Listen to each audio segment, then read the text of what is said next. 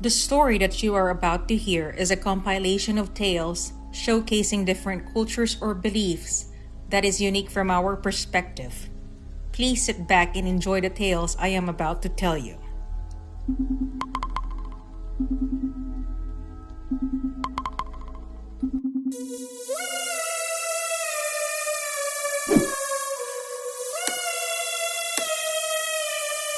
Before I begin this narration, let me apologize in advance for any mispronounced words. If you hear a word I mispronounced and you know how to say it correctly, please feel free to comment below. Thank you for understanding.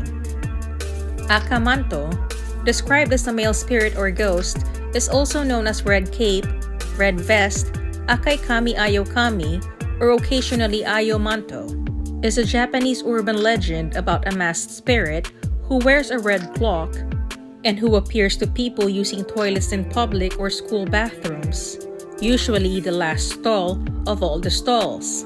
Often described as a beautiful man in life and hounded constantly by admirers, he supposedly wears a mask to hide his face. Japanese children scare each other by repeating the tale of what happened to two schoolboys many years ago.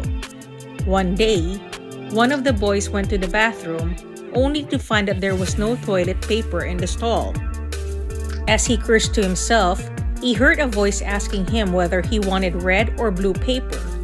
He answered red, and all the blood seeped out of his body, so that he died in minutes. The story spread around the school.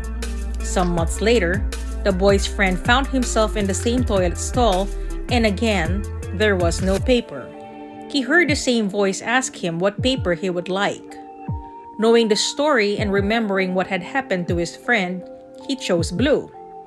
Gradually, his throat began to tighten and soon he was struggling to breathe. Classmates found him dead, blue in the face from suffocation. If an individual attempts to outsmart a Kamanto by asking for a different color of paper, cloak, or cape, it is often said that they will be dragged to an underworld or hell as a result. In some versions, choosing a yellow paper, cloak, or cape will result in the occupant's head being forced into the toilet. Ignoring the spirit or replying that one does not want or prefer either kind of paper is said to make the spirit go away.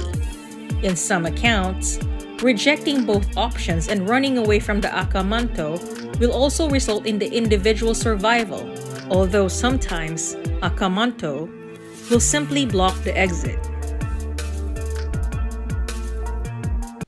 La Mala Hora is a scary story and urban legend from the folklore of New Mexico.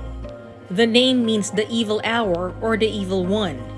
It is also known as La Malora, La Malorga, or the Evil-Doer. In Chiapas, the southernmost state of Mexico, they tell of La Mala Hora.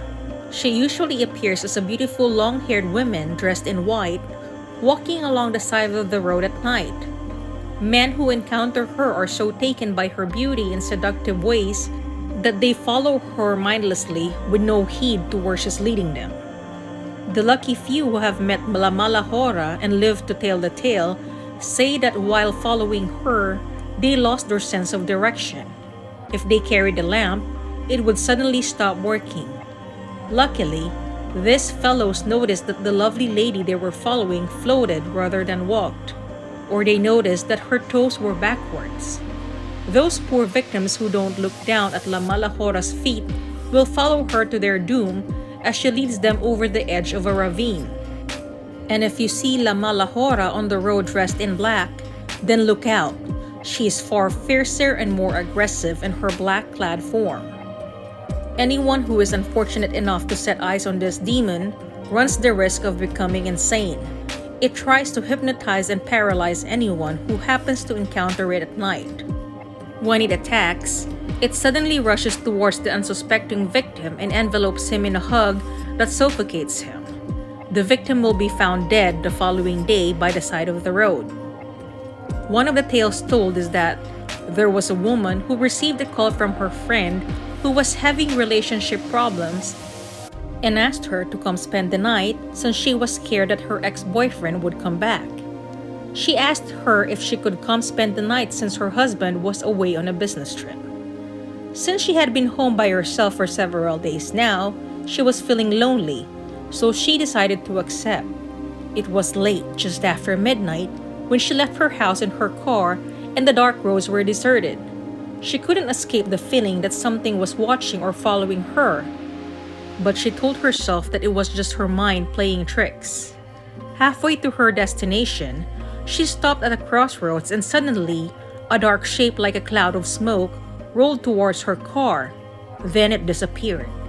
The lights turned green and she accelerated, but immediately slammed on the brakes when she saw a figure in the road right in front of her. She was small like a girl, but with the face of an old lady twisted into a hateful grin. Her eyes glowed red and she bared black and sharpened teeth.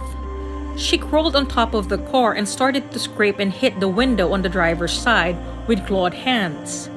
She put her foot to the floor in sheer terror and the car lurched away from the crossroads, leaving her attacker on the tarmac. As she sped away from the lights, she realized with horror that the demon woman was still chasing her car and somehow keeping pace, her talons scraping at the metal with a terrible noise. She accelerated to well over the speed limit, her heart pounding, and then the noise stopped. Her heart was hammering in her chest as she watched in her rearview mirror the figure in the middle of the road. She was standing still, but seemed to be as close as before. She was growing towards the sky and her great claws were so large that they touched the ground. Then the car turned a corner and she was gone. When she reached her friend's house, she ran to her door and was yelling for her friend to open the door. As soon as she was inside, she locked it, closed all the curtains, and told her friend not to look out the window. She told her friend what happened on her way there. Her friend listened quietly, but kept looking at her watch and seemed to know what she was talking about. Her friend said she must be La Mala Hora, the evil one. They say she appears at a crossroads when someone is about to die. If you manage to escape her grasp, someone you love will die in your place. It took her hours to get to sleep, but when she awoke the following morning, she wondered if it had all been a dream. Later that day, as she was driving home, her phone kept ringing, but she didn't stop to answer it. She had to pass over the same crossroads on her journey back, but was relieved to find that in the daylight she wasn't frightened. When she reached home, she saw a police car waiting in her driveway and wondered whether she had been burgled. Or maybe her husband had been caught speeding again? The officers got out of the car but wouldn't tell her anything until she went inside. They asked if she was alone in the house and said that her husband had been found dead in his hotel. They thought that he had been followed back to his room by a thief who had forced his way in and stabbed him to death for his wallet. She didn't want to believe them, as she had spoken to him late the night before, so she asked what time it had happened. "Not long after midnight," came the reply.